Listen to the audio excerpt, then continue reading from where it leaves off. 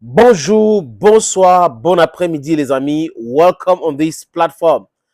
Les Américains essaient de changer leur stratégie en ce qui concerne l'utilisation de l'uranium. L'or jaune, oui.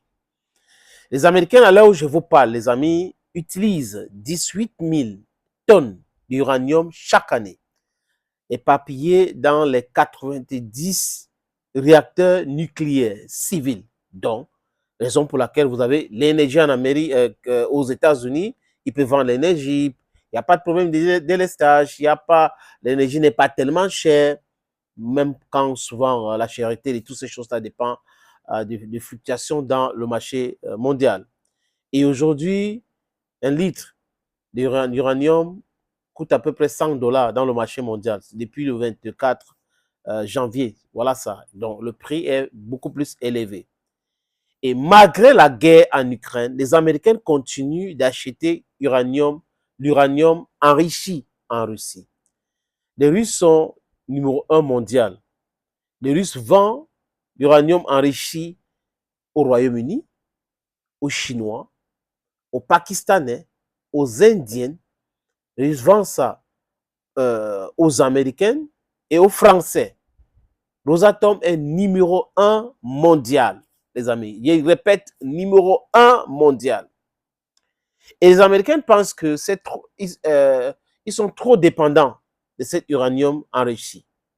Mais au lieu de régler le problème de façon correcte ou aller pas à pas, ils commencent par le mauvais bout en disant que non, on va arrêter d'acheter parce qu'il nous faut ouvrir 8 à 10 mines. Ces minéraux-là vont nous aider à. Certes, les Américains peuvent acheter dans le marché mondial. Le Niger est ouvert.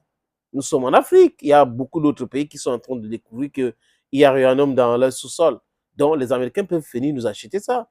Hein? Acheter. Je ne dis pas de créer des situations de tension, de conflits, le terrorisme avec les bases militaires criminelles pour venir après acheter ça à vil prix ou venir exploiter ça sauvagement et partir avec. Ce n'est pas de ça que je parle. Je parle de payer avec le cap, avec Igo, avec le Fiafa, avec le dollar, avec le Sahel. Voilà, notre monnaie avec le rouble. Le sous-secrétaire américain adjoint en charge de l'énergie nucléaire qui s'appelle Catherine Hoff. Qu'est-ce que Catherine dit? C'est qui? Ah bon? Il y a le truc là-bas. Pour mettre les. Mais il y a ça dans la chambre, le truc de l'air là, non? Quand il va venir, on va regarder ensemble. L'autre là, ton ami utilisait ça tout le temps. Je vais te montrer le truc en air, si c'est là. Mhm. Non, tu regardes, non, si c'est là, non. J'y arrive. J'y arrive.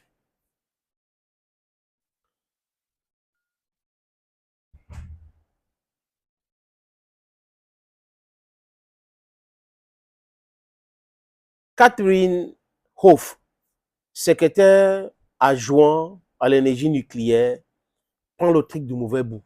Ça veut dire que les Américains, au lieu de nous parler de la construction des infrastructures pour enrichir l'uranium, nous parlent d'arrêter d'acheter l'uranium enrichi.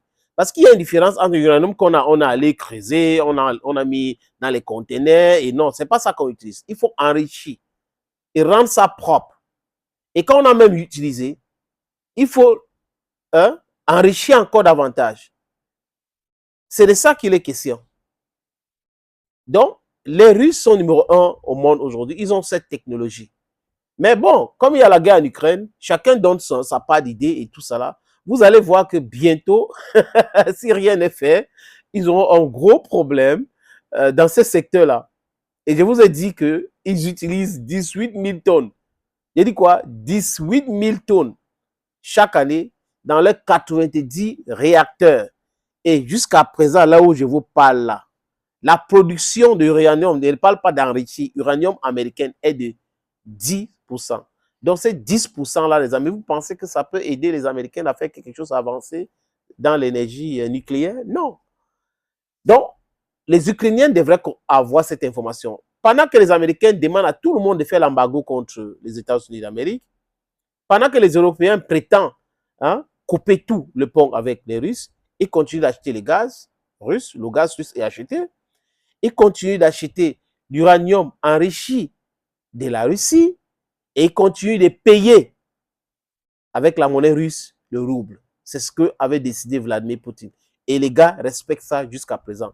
Les Américains ont encore beaucoup de temps à être indépendants dans ce secteur. Beaucoup d'années encore devant eux. Parce que si vous utilisez 100% uranium enrichi qui vient de la Russie, je vous l'ai dit, qu'est-ce qui m'arrive?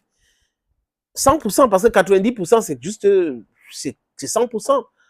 Et un jour, vous dites non, on ne veut pas acheter, vraiment, on va essayer d'ouvrir ici, ouvrir là-bas pour pouvoir extraire l'uranium. Quand vous finissez d'extraire, il faut nettoyer, il faut enrichir pour que ça puisse avoir de l'importance dans vos réacteurs nucléaires, que ça puisse faire tourner les réacteurs nucléaires pour donner de l'électricité, l'énergie. You cannot do that. So if you can do that, you just stay quiet and then try to learn. And you're going to learn the hard way. C'est ça maintenant. Oh, numéro 1 ici, les Américains sont forts ici. L'énergie nucléaire qui les rend indépendants sur la Russie a été dévoilée par beaucoup de gens aujourd'hui. Est-ce qu'on connaissait avant la guerre en Ukraine? On ne savait pas que la Russie ou les États-Unis étaient dépendants de l'uranium enrichi venant de la Russie. Ouais. Donc, Madame Catherine Houf, if you want to, it depends on you, it depends on American, but I think it will be very difficult in the short term to solve the problem. So it's going to be a problem that can be resolved in a long term. I think that's it.